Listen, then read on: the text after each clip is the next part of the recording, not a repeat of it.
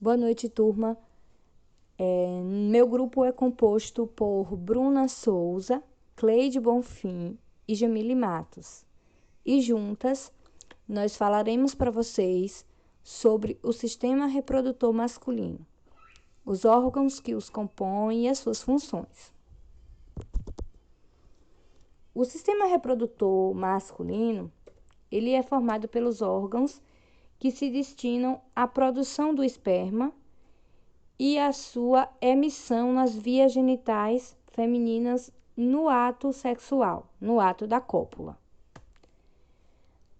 Durante a apresentação, nós mostraremos a anatomia desses órgãos internos e externos do corpo humano masculino.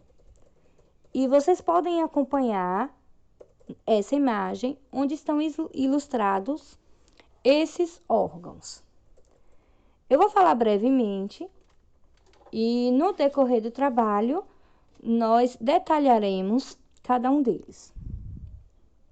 O sistema reprodutor masculino é composto pelo pênis, glande, corpos cavernosos, canal deferente, testículos, epidídimo, prepúcio, orifício uretral, escroto, uretra, próstata, glândula de Cooper, corpo esponjoso, canal ejaculador, vesícula seminal, bexiga e ampola deferente. O sistema reprodutor masculino, ele compreende as glândulas sexuais ou as gônadas masculinas, os testículos, que é onde se formam os gametas masculinos, os espermatozoides, e as vias espermáticas, que têm as suas saídas na uretra. A uretra, ela é um longo canal que tanto o aparelho urinário quanto o aparelho genital masculino, ele tem em comum. Ela fica contida no pênis, que é o membro viril, né? É o órgão da cópula, e ela se abre no exterior deste, no ápice, que é na extremidade da glande. Nós estudaremos a seguir cada uma delas. As vias espermáticas e a uretra, elas produzem as secreções que compõem a parte líquida do esperma. E é essa parte líquida, o líquido espermático, que contribui para manter os espermatozoides vivos, que são os elementos, né, que representam os elementos essenciais na reprodução humana.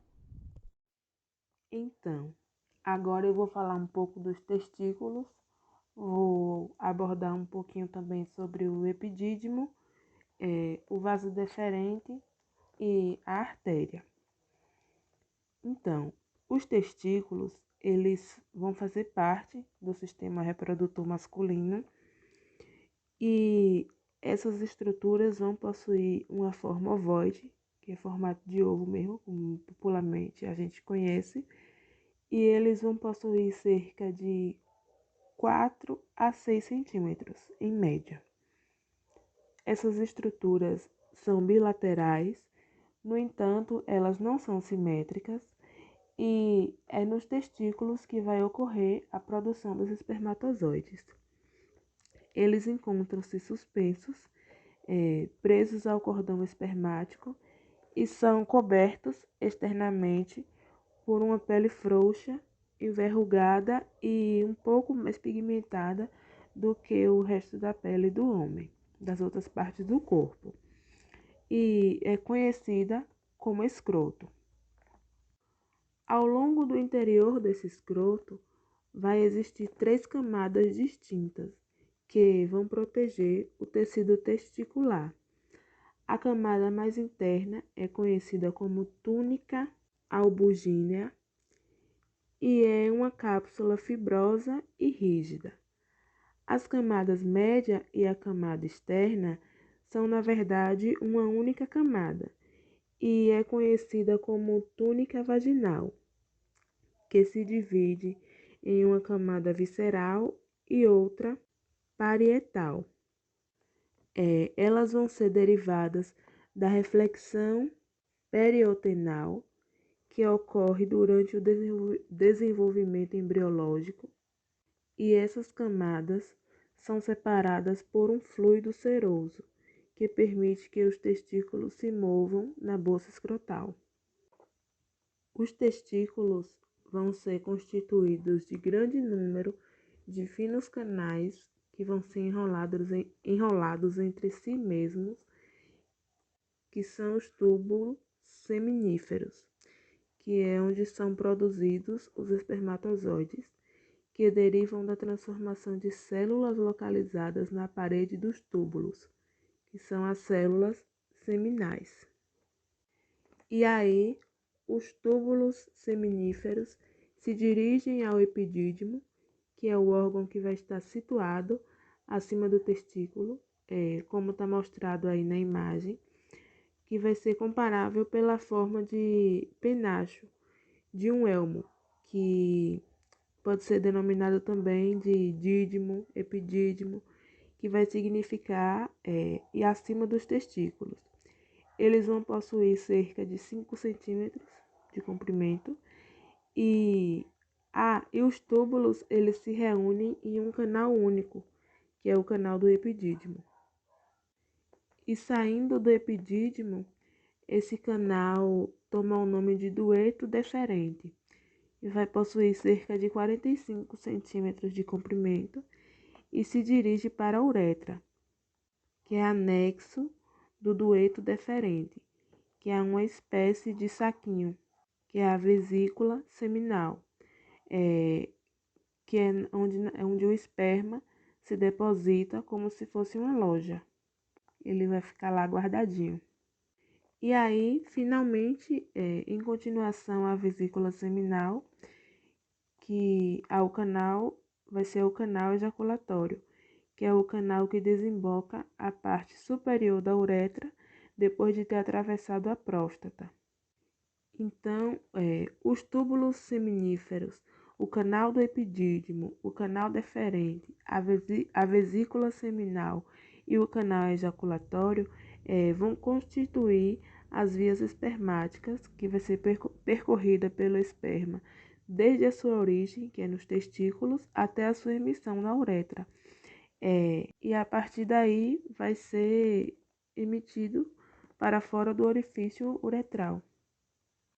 Falando um pouquinho agora do epidídimo, que é onde está mostrando aí na imagem, que ele vai ser situado acima dos testículos e ele vai ser responsável por armazenar os espermatozoides produzidos. Já o canal deferente, que é um prolongamento desse epidídimo, como vocês podem ver aí na imagem, é como se fosse a continuação. O canal deferente é como se fosse a continuação do epidídimo. E ele vai ser responsável por conduzir os espermatozoides para a uretra. Então, só simplificando, o epidídimo vai estar lá e o prolongamento desse epidídimo vai ser o canal deferente, que vai ser justamente por onde vai ocorrer o transporte do espermatozoide para a uretra. Então, aqui, pronto. A princípio, nós vamos entender a próstata aqui como uma glândula, que ela é. Então, sendo uma glândula, ela vai ser produtora de secreções. E essa secreção, vamos chamar de secreção prostática. O objetivo dessa secreção está exatamente alcalinizar o meio. O meio que eu refiro é a ureter. Lembrando que a ureter ela é um órgão compartilhado tanto pelo sistema urinário como também pelo sistema reprodutor. Então, assim, não esqueça que quando a urina passa ali pela ureter, ela torna essa ureter ácida. E é justamente essa secreção prostática que vai tornar esse ambiente mais básico.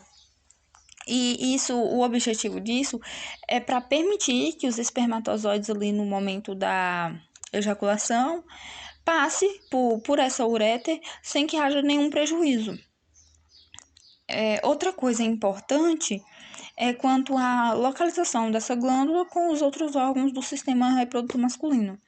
Então, aqui, ó, vamos observar, né, vamos acompanhar nessa imagem que a próstata, ela está inferior à bexiga, ou seja, ela está abaixo da bexiga. Tem aí uma relação próxima com a glândula seminal, que também pode ser chamada de vesícula seminal, sendo que a próstata está abaixo dessa vesícula também. Então, a próstata está abaixo da bexiga e da vesícula seminal. E posterior à próstata, vamos observar que está o reto. Outra coisa aí que dá para acompanhar na imagem, que entre a próstata e o reto, eles têm o septo retovesical. Então, aqui dá para ter uma noção da importância que é o toque retal, né? Que ele faz parte daquele exame físico para ter o acesso à região assim posterior à próstata. Nessa outra imagem, ela só vai reafirmar o que eu já falei anteriormente. Nós temos aqui a bexiga, abaixo da bexiga está a próstata.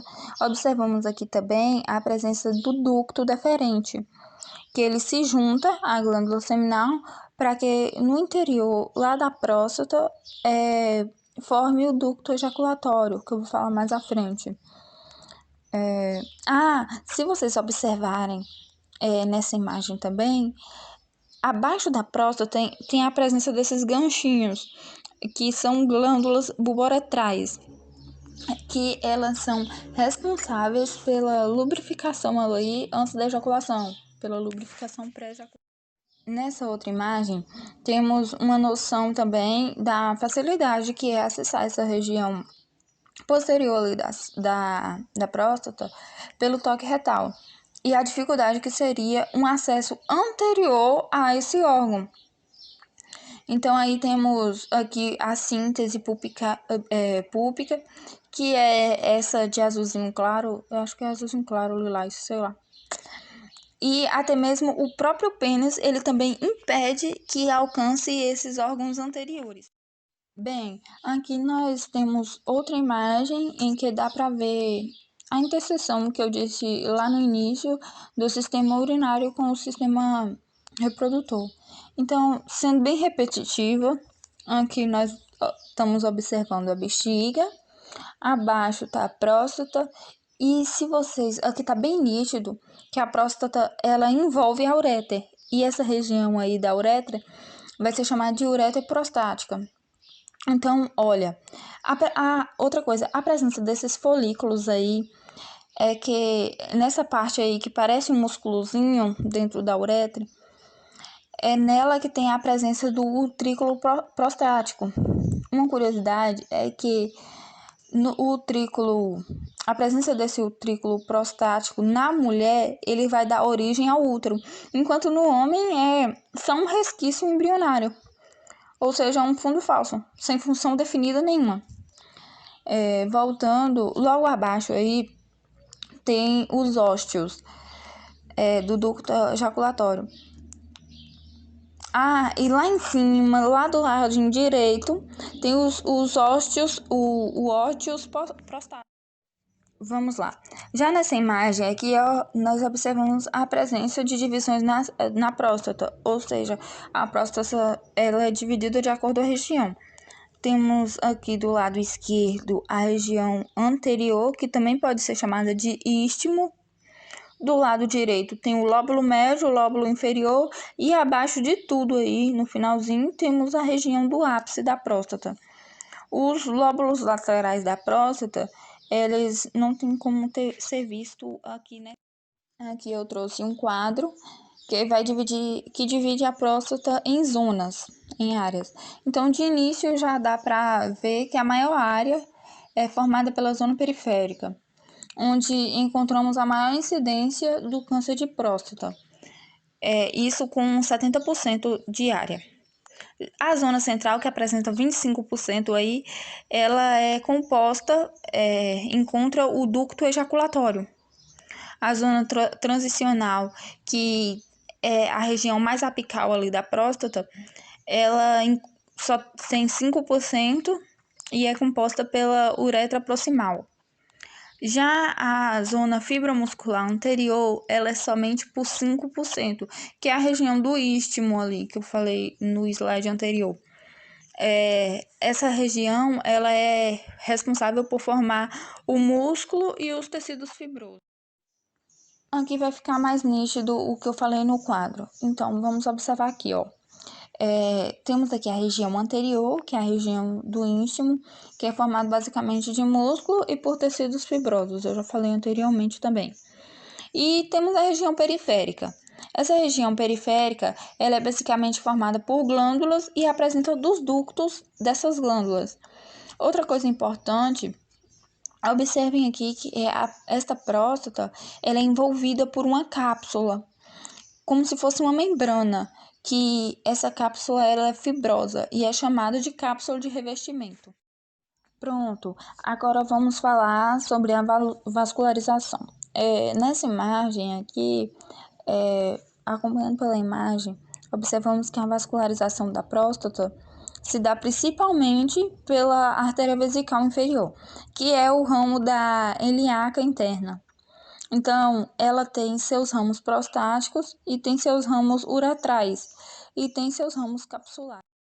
Já falando da parte venosa, ela é feita através de plexos para a veia ilíaca interna. Então, nós temos o plexo venoso vesical, esse mais acima, e o plexo venoso prostático, o que fica na parte mais inferior dessa. Em relação à drenagem linfática, nós temos uma série de linfonodos, como os linfonodos ilíacos externos aí do lado esquerdo, os linfonodos ilíacos internos sacrais, linfonodos ilíacos internos do lado direito. E eles são responsáveis pela drenagem linfática do oco pélvico, então dos órgãos que estão nessa região. E para finalizar sobre a próstata, vamos falar sobre a inervação. Essa inervação, ela se dá principalmente pelo plexo hipogástrico superior. Ele lança os ramos que vão inervar os órgãos intrapélvicos. Os ramos que vão ali para o reto, para a bexiga e para os outros órgãos que fazem parte do sistema reprodutor masculino. E uma curiosidade em relação à próstata é que na idade avançada ocorre um grau maior ou menor do aumento ali no volume da próstata, que é chamado de hipertrofia prostática. Inclusive, essa hipertrofia prostática, ela pode causar problemas no esvaziamento da bexiga, regular da bexiga, porque já que a bexiga passa ali pela ureter e vai passar pela ureter prostática, então pode causar um probleminha para esvaziar a bexiga de forma regular. Então, nesse caso aí, é necessário que haja um tratamento oportuno. O pênis, ele é o membro viril da cópula do sistema reprodutor masculino. Ele é essencial na reprodução humana e são responsáveis por garantir que os espermatozoides sejam depositados dentro do corpo da mulher. O pênis é um órgão que faz parte do sistema genital masculino e, além de estar relacionado com a reprodução, ele também está relacionado com a eliminação da urina, uma vez que a uretra passa pelo interior desse órgão. Mais tarde eu falarei um pouco mais da uretra. Ele possui 3 camadas de um tecido erétil. Em volta das colunas, encontramos tecido subcutâneo não adiposo e recobrindo o órgão, encontramos a pele. A pele que reveste o pênis caracteriza-se por ser mais fina e também mais escura do que aquela presente no restante do corpo do homem. Os pelos, eles só são observados na região da base. E ao longo do pênis, não apresentam pelos. O tecido erétil presente no pênis, ele recebe essa denominação devido à capacidade de se encher de sangue e tornar a estrutura mais rígida no momento da ereção. Duas dessas 3 colunas ficam localizadas dorsalmente e formam os chamados corpos cavernosos do pênis, que vocês podem observar aí na imagem. E esses corpos cavernosos, eles são divididos por feixes, que chamamos esses feixes de espaços cavernosos. A outra coluna restante é denominada corpo esponjoso. Ela está localizada ventralmente e é atravessada pela uretra. Os corpos esponjosos, assim como também os cavernosos, eles apresentam feixes formando espaços. Entretanto, esses do corpo esponjoso, eles são mais finos e elásticos. A uretra, que fica circundada pelos corpos cavernosos, elas apresentam as chamadas glândulas de Littré, que se caracterizam pela secreção de muco. Na sua porção terminal do corpo esponjoso, ela se expande e forma a glande do pênis.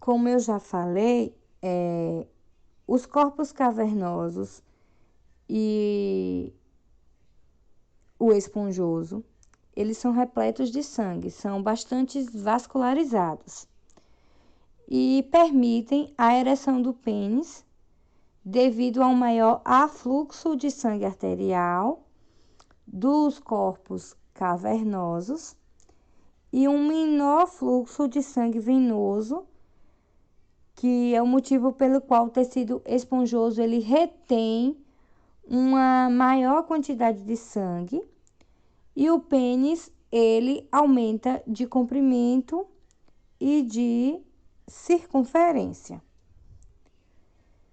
Como já falamos, o corpo do pênis ele é percorrido pela uretra, toda a sua extensão pela uretra, e vocês também podem ir observando a imagem. Essa uretra, ela se abre na extremidade da glande. Elas têm saída nas vias espermáticas por meio dos canais ejaculatórios.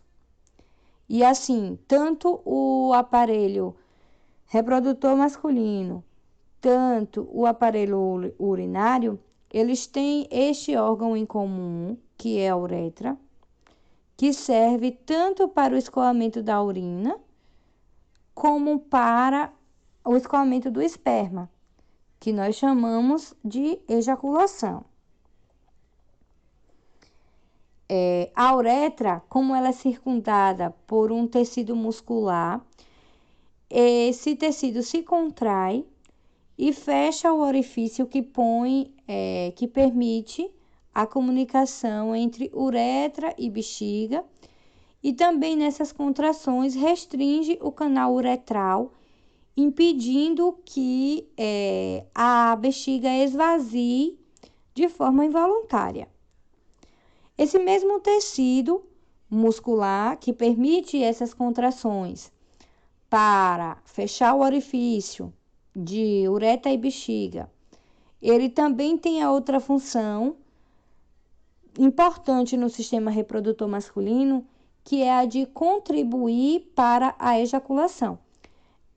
de permitir a saída do esperma, né? Ela expele nessas suas contrações o esperma ao longo da uretra até a saída.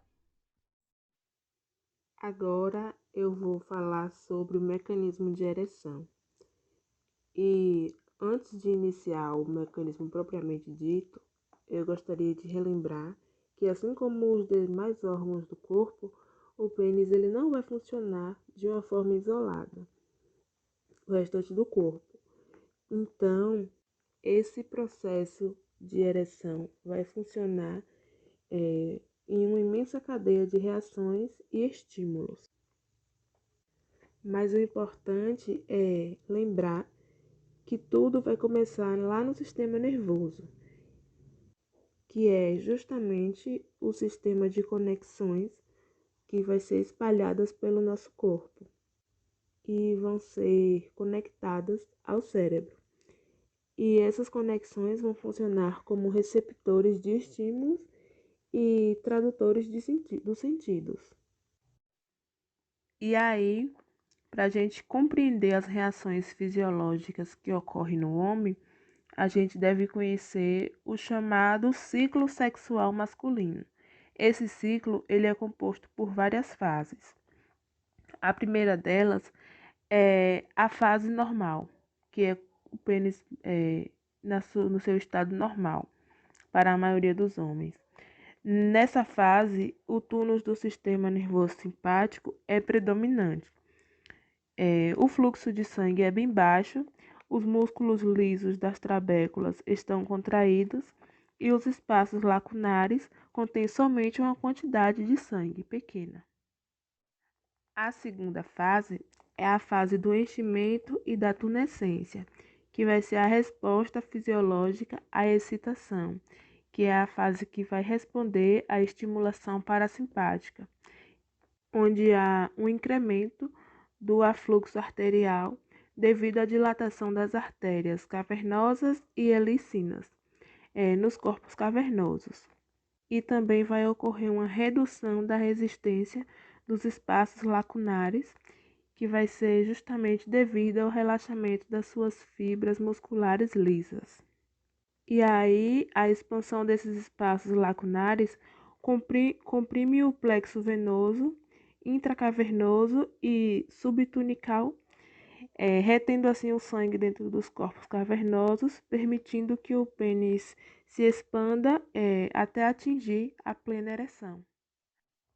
A terceira fase é a fase da plena ereção, que a pressão dentro dos corpos cavernosos está um pouco abaixo da pressão sanguínea sistólica e o pênis está totalmente expandido.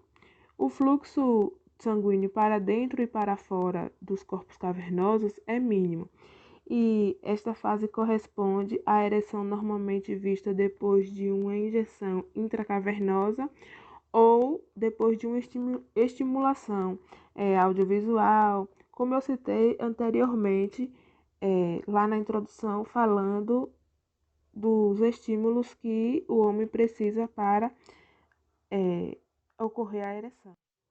A quarta fase é a fase da ereção rígida, onde a pressão intracavernosa pode ultrapassar muitas vezes a pressão sistólica. E devido à compressão do músculo isquiocavernoso na base do pênis e à completa queda de ambos, o fluxo arterial e venoso, a compressão do bulbo do corpo esponjoso pode incrementar a tunescência da glande do pênis. Esta fase vai ocorrer durante a masturbação ou no coito, quando a estimulação peniana direta dispara do reflexo bulbocavernoso.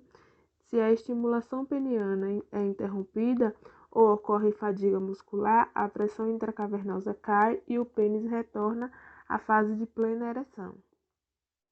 A quinta fase é a fase da detunescência, que é o retorno do tônus do músculo liso depois do orgasmo ou depois da estimulação sexual, resulta em contrição arterial, reabrindo os canais venosos e causando denutescência, que é aquele estado lá do início, que é o pênis no estado dele normal. Como eu já expliquei as fases da ereção, agora eu vou explicar os tipos de ereção. O primeiro deles é a ereção psicogênica. Como já foi dito algumas vezes, os estímulos eróticos são visão, audição, olfato, tato e a imaginação, que atua sobre o cérebro do homem e faz com que, na maioria dos casos, desencadeiam uma ereção. Quando isso ocorre, o cérebro ele vai liberar alguns neurotransmissores, especialmente a dopamina e a ocitocina. Esses neurotransmissores enviam esses estímulos psicogênicos ao pênis e, por ativação do sistema nervoso parasimpático, através do sistema neurosacral e do plexo pélvico.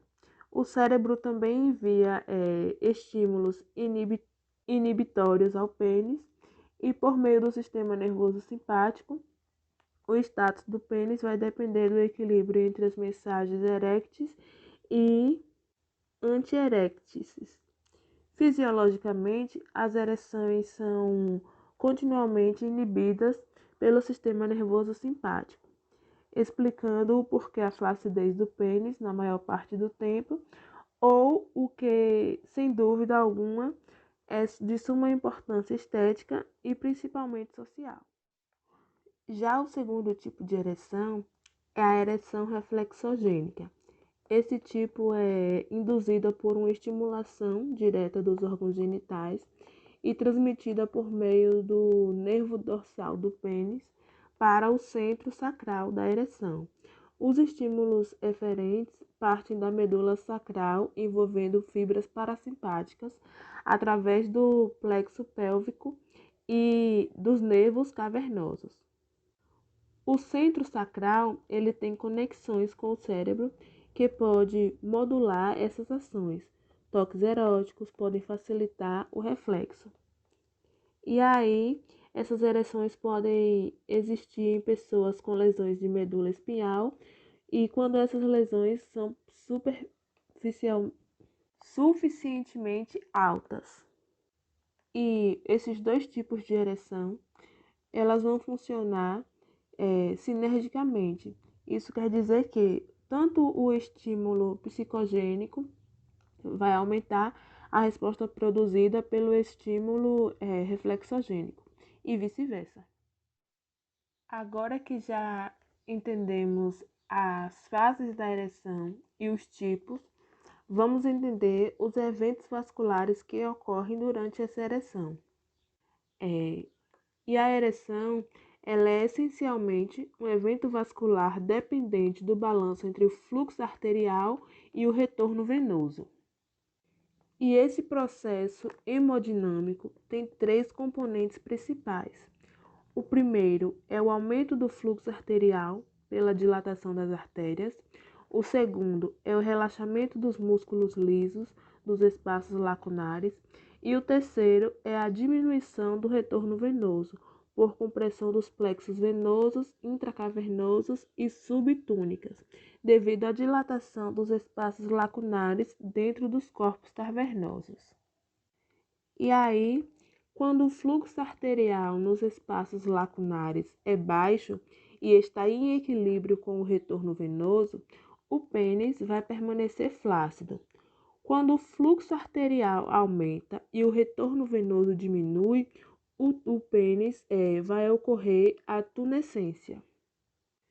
No estado flácido, as fibras dos músculos lisos das veias e dos espaços lacunares são contraídas, as veias circunflexas estão abertas e o sangue pode fluir livremente dos corpos cavernosos. Já durante a ereção, as fibras dos músculos lisos e das veias dos espaços lacunares estão relaxadas. As artérias helícinas e os espaços lacunares estão dilatados e engurgitados de sangue. E aí, os espaços lacunares dilatados comprimem os plexos venosos, subtunicais contra a túnica albugênia, resultando num retorno venoso reduzido e o sangue está represado nos corpos cavernosos, induzindo e mantendo a ereção. Espermas e espermatozoides. Os espermas, que também pode ser chamado de sêmen, ele é composto por frações provenientes das glândulas bulbouretrais e uretais, dos testículos, epidídimo, da próstata e das vesículas seminais. Inicialmente, eu vou falar sobre os espermatozoides, que também está contido dentro do esperma. Os espermatozoides eles são produzidos lá nos testículos, que são os gametas sexuais masculinos. Nada mais é do que células sexuais do sistema reprodutor masculino, né? Quanto à morfologia, ela tem uma parte inflada, que é ali a cabeça, que tem a forma oval. Abaixo da cabeça tem uma metade ali que é bem achatadinha e uma cauda fina. Essa cauda fina é formada por diversos segmentinhos. E quanto à mobilidade, os espermatozoides têm uma mobilidade extraordinária. Acompanhando nessa imagem aí na parte direita, lá em cima, ele faz um movimento que é produzido por dobrar-se e distender-se da cauda. Eu tô fazendo com a mão como se você estivesse vendo. Socorro. Enfim, por conta da sua locomoção muito ativa, os espermatozoides eles podem atingir o óvulo lá nas vias genitais femininas para fecundá-lo. E eles são derivados das células seminais, lá dos túbulos seminíferos. E uma curiosidade sobre os espermatozoides é que em uma ejaculação normal de esperma, há cerca ali, em média, de 300 milhões de espermatozoides. Um número grande. Enfim, o sistema reprodutor masculino, ele possui vias. Essas vias transportam esses espermatozoides. Essas vias elas são chamadas de vias condutoras de gametas ou apenas de vias espermáticas. Os tecidos que fazem, os órgãos que fazem parte dessas vias o epidídimo, o ducto deferente, o ducto ejaculatório e a ureter.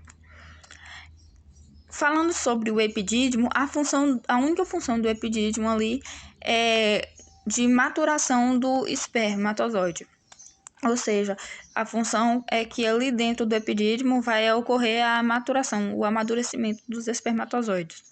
Já o ducto deferente, ela é uma estrutura responsável por conduzir os espermatozoides do epidídimo até o interior lá da cavidade pélvica.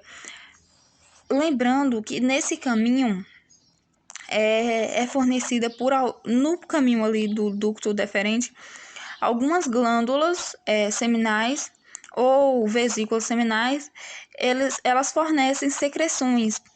Essas secreções vêm na forma de um líquido viscoso. Esse líquido ele contém frutose e outros nutrientes, que serve exatamente para manter os espermatozoides. Então, essas vesículas seminais, elas também produzem uma enzima, que é chamada de vesiculase. Qual o objetivo dessa enzima? Essa enzima, ela vai coagular o sêmen, ou seja, esse esperminha, o esperma. A partir desse ponto, voltando aqui, a partir desse ponto, que o ducto deferente, ele se torna ducto ejaculatório, ou seja, a partir de juntar com essa secreção oferecida pelas vesículas seminais. Então, após ele tornar o ducto ejaculatório, ele vai entrar na próstata e unir a parte